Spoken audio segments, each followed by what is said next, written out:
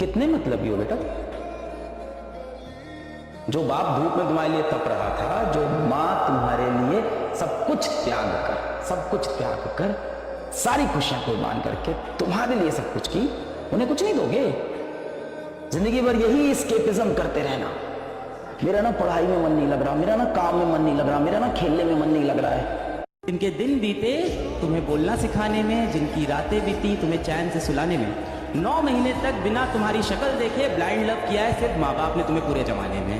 They didn't see you for 9 months and they were still in love with you. So if you want to find a reason, आपके घर में अगर आपको अपना जीवन किसी एक इंसान के लिए जीना, अपने माँ बाप के लिए जियो, that is the why for you, that is the biggest why. अगर why नहीं मिल रहा है तो ये है ना यार कि पिता रोटी है, कपड़ा है, मकान है, पिता नन्हे से परिंदे का पूरा आसमान है, पिता है तो बच्चे के सारे सपने हैं, पिता है तो इस मोहल्ले के सारे खिलौने अपने हैं।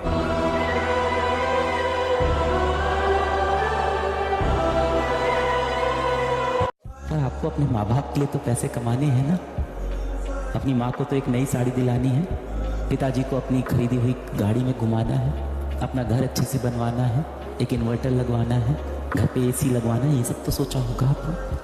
उन सपनों को पूरा करना है तो किसी भी दिशा में, चाहे वो नीट की तैयारी, किसी भी दिशा में बेटा आपको सीरियस होना पड़ेगा।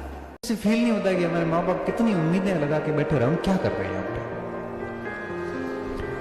आप अपने लिए नहीं, लेकिन उन उम्मीदों के लिए तो पढ़ लो जो आपके अपने माँ बाप बांध के रखे बैठे हैं, और उन्होंने खुद ने जीवन में नहीं कर पाए, उनकी स्थितियां नहीं थी, लेकिन वो अपनी हर खुशी को त्याग करके आपके लिए संसाधन जुटा रहे हैं ताकि आप उनके ड्रीम्स को पूरा करें। और आपको नहीं पता, आप चले आते हो शहर, पीछे माँ बाप बात क्या करते हैं। अब मेरा छोटा भाई जयपुर था, पीछे माँ दिल्ली पूछती थी मार छोरे नौकरी लागे को लागे, नौकरी लगेगी कि नहीं लगेगी, तनकी लागे, तेरे को क्या लग रहा है, तेरे को तो पता है ना पास कैसे होते हैं। पापा की सेक्रीफाइस के बारे में अक्सर लोग बात नहीं कर पाते, वो साइलेंटली इस चीज़ को खुद फेस कर लेते हैं, तो उसको लेके आप क्या सोचते हो? क्योंकि ना मतलब ऐसा होता है, मम्मी इमोशनल होती हैं, मम्मी अगर रो भी देते तो तुम इतना नहीं दो, मम्मी को चुप करा लेते हैं। बट अगर कभी ऐसा हो कि पापा के आंख में हल्का सा भी आंसू आ जाए ना, जो बच्चा होता है उसकी ना पूरी हिम्मत ही टूट जाती है कि अब मैं कुछ कर ही नहीं सकता, क्योंकि जब तक बाप पीछे खड़ा होता है ना, बंदे को लगता है कि हर चीज़ मेरी है, मैं हर चीज़ जीत सकता हूँ।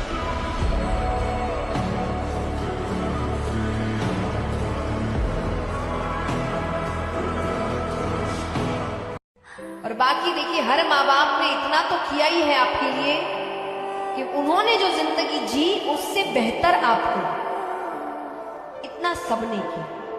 मैं मान ही नहीं सकती कोई माँ बाप ऐसा हो जिसने अपने जीवन से बेहतर ना दिया हो। तो जितना वो कर सकते हैं वो कर रहे हैं, जो नहीं कर सकते तो आप चलिए, आप क्या करेंगे फिर? सब कुछ माँ बाप ही कर लेंगे तो आप क्या करेंगे? पड़ोसी भी थाली थोड़ी देंगे माँ बाप, थोड़ा तो कुछ व्यंजन तो खुद लेकर आओ। मैं एक बात हमेशा कहती हूँ कि